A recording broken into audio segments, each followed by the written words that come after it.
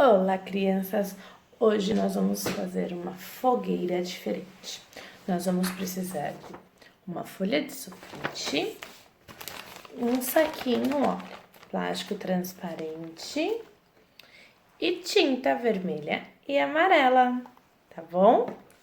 Nesta folha de sulfite, vocês vão desenhar uma fogueira. Não sei se vocês conseguem ver aí, ó, que a Pro já desenhou, ó. Já riscou todinha a fogueira aqui, tá vendo? Agora, nós vamos recortar aqui por dentro, tá bom? Olha só, recortei a fogueira, tá? Agora, nós vamos colar essa fogueira aqui fora, fora do saquinho, tá bom? Assim, tá bom? Muito bem, meus amores.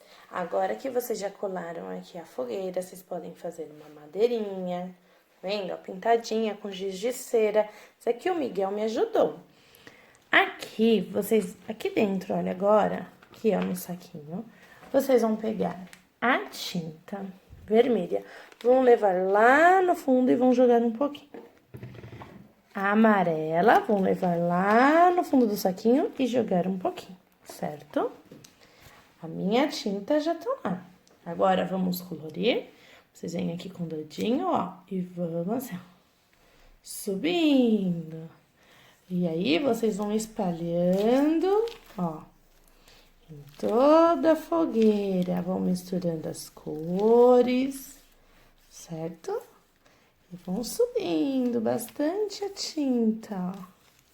Assim. Olha só como que tá ficando a minha fogueira, ó. Vocês podem misturar as tintas.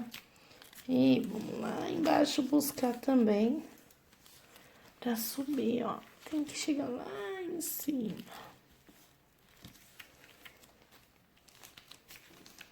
Olha a minha fogueira como tá ficando, gente.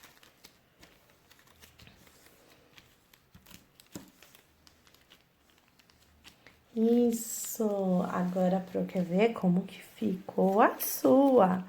Beijos, tchau!